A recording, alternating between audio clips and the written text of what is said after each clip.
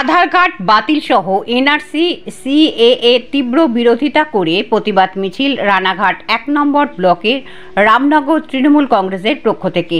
আধার card বাতিল সহ NRC CAA তীব্র বিরোধিতা করে রানাঘাট ১ নম্বর ব্লকে রামনগর আইসতলা তৃণমূল কংগ্রেসের পার্টি অফিস থেকে একটি প্রতিবাদ মিছিল বের হয়।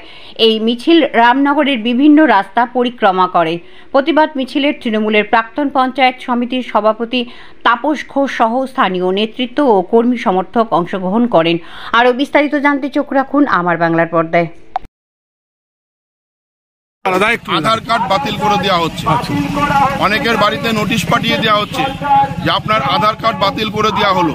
সাথে সাথে আবার তার যদি ব্যাংকে কোনো টাকা থাকে সঙ্গে সঙ্গে ব্যাংকেও মেসেজ করে জানিয়ে দেওয়া হচ্ছে যে ওর আধার কার্ডটা বাতিল করে দেওয়া হয়েছে। স্বাভাবিকভাবেই এইভাবে হঠাৎ করে কেন্দ্রের মোদী সরকার যখন খুশি যা খুশি তাই করছে। আধার কার্ড বাতিলের দাবিতে আজকে আমরা পথে নেমেছি যে আধার কার্ড বাতিল আমরা মানছি না। আমরা সিএএ এবং এনআরসি আমরা বাংলার মানুষ মমতা বন্দ্যোপাধ্যায় দলের সেনাপতি অভিষেক বন্দ্যোপাধ্যায়ের নেতৃত্বে আমরা এর তীব্র বিরোধিতা করছি। আমরা মিছিল করে পথে নেমে মোদী সরকারের ধিক্কার জানাই এবং আমরা এই আধার কার্ড বাতিল মানছি না, সাথে সাথে সিএএ এবং এনআরসি আমরা মানছি না, মানব না।